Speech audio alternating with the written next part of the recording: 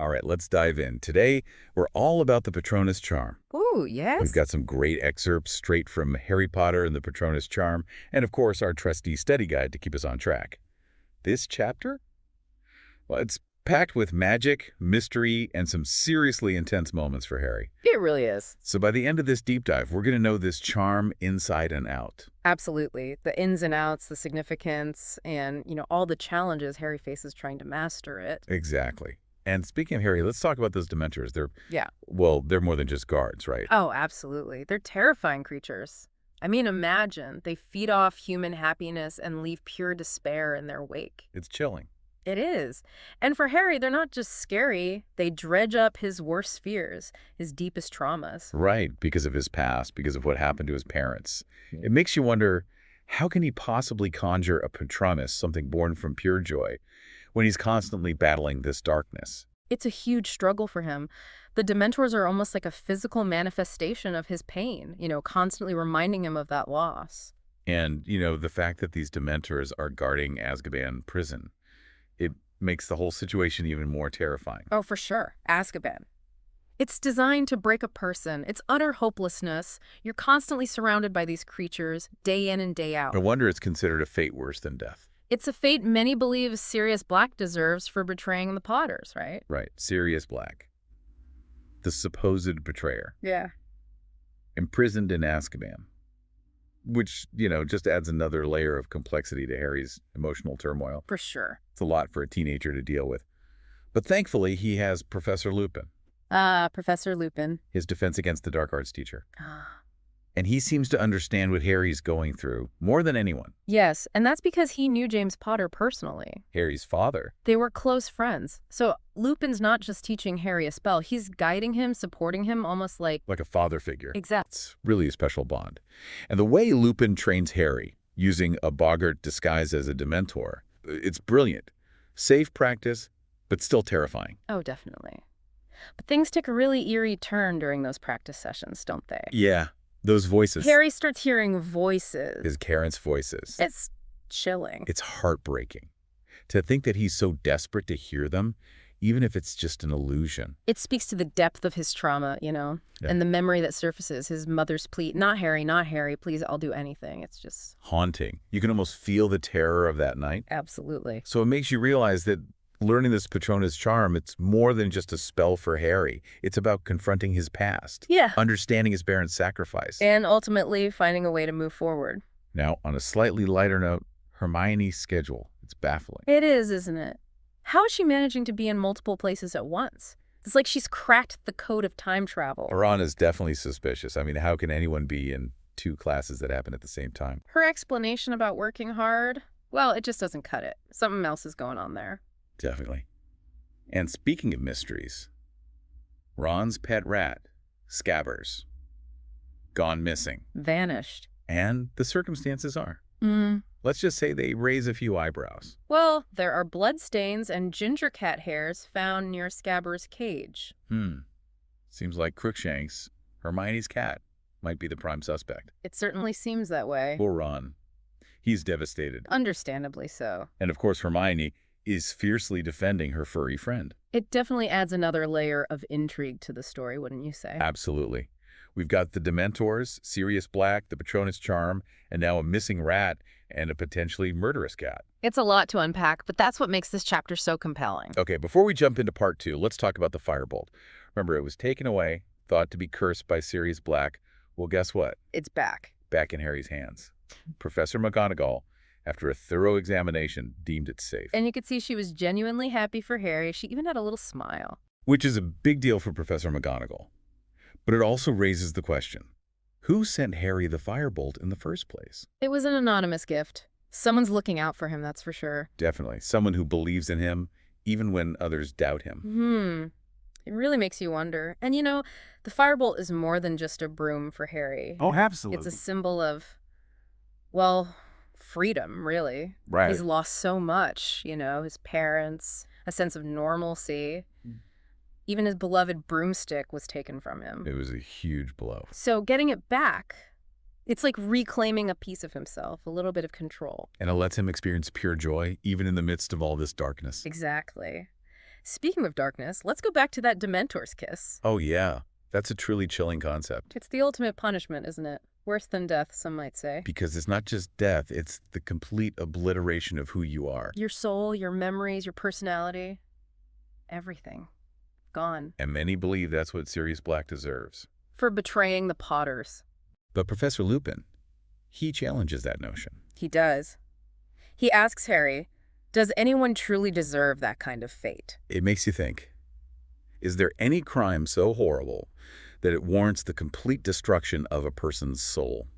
It's a tough question. And, Lupin probably sees Sirius differently than the rest of the wizarding world. Right, because he knew him personally. Yeah. He knew the man behind the supposed betrayal. Exactly. It makes us question our own judgments, doesn't it? It does.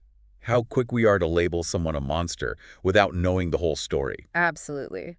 We tend to see things in black and white, good versus evil. But the reality is much more complicated. People are complex. They're capable of great things and terrible things. Lupin reminds us that there's always more to the story. Always. Now, remember how Harry was practically obsessed with getting his firebolt back? Oh, he wouldn't let it go. He kept badgering Professor McGonagall. Yeah.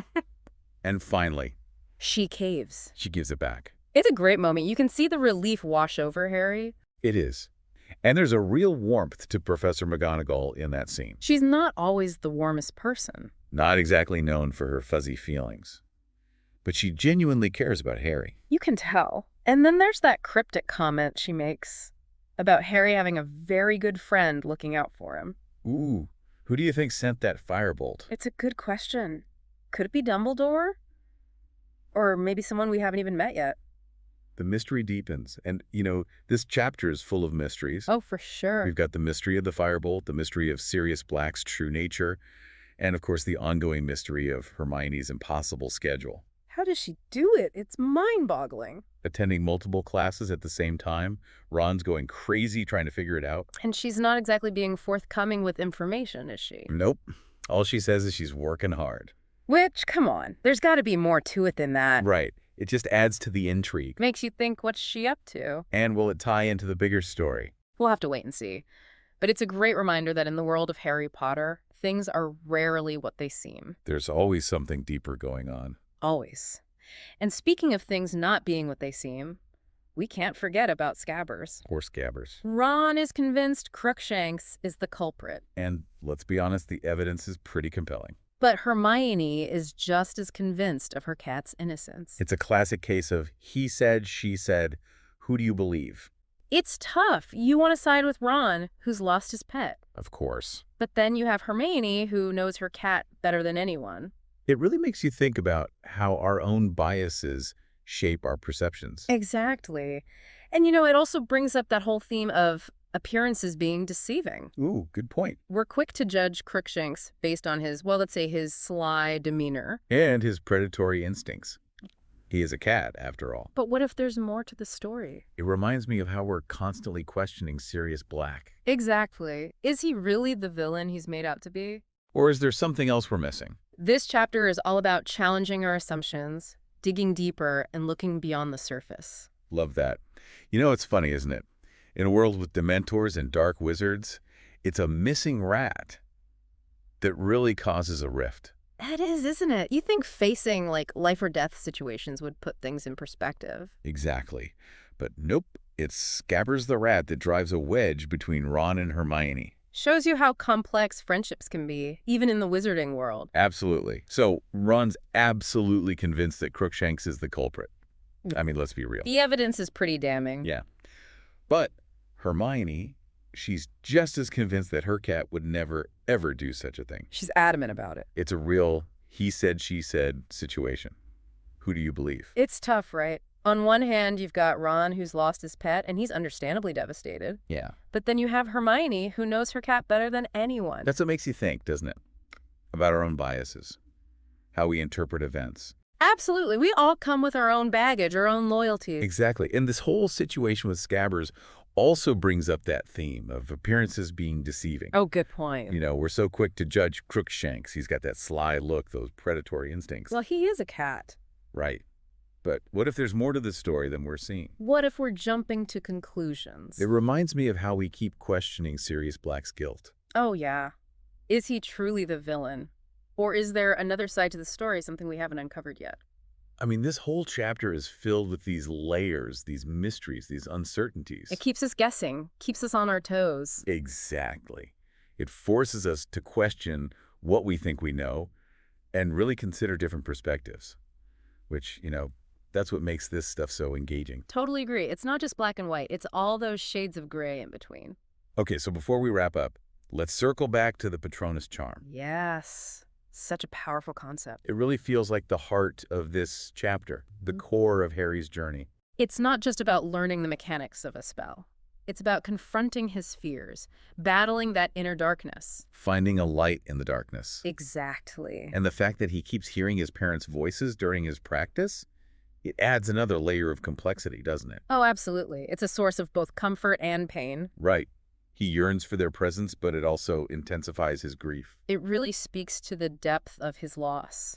And I think mastering the Patronus charm, for Harry, it's tied to confronting those memories, finding a way to make peace with them. It's almost like by facing those demons, those painful memories, that's how he'll find his true strength. Yeah, it's like the path to healing, to finding that inner light, goes right through the darkness. I love that. It's a powerful message. Yeah. So as we wrap up our deep dive into Harry Potter and the Patronus charm, what are the big takeaways? What should we be thinking about? Oh, we've explored the power of happy memories, how they can be a weapon against despair. We've talked about the importance of questioning appearances, not taking things at face value. Right. And of course, we've seen how complex friendships can be, even in a magical world. And through it all, we've seen Harry's journey, his struggle to come to terms with his past, master his emotions, and really find that strength within himself. And it's a journey that's just beginning. There are still so many unanswered questions. Oh, yeah. Will Harry master the Patronus charm? Will he find peace with his parents' death? What about Hermione's schedule? And will Ron and Hermione ever find Scabbers? We'll have to wait and see. That's the beauty of it, right? Ah. We get to keep exploring, keep questioning, keep the magic of Harry Potter alive. Absolutely. So until next time, keep those wands at the ready. Oh.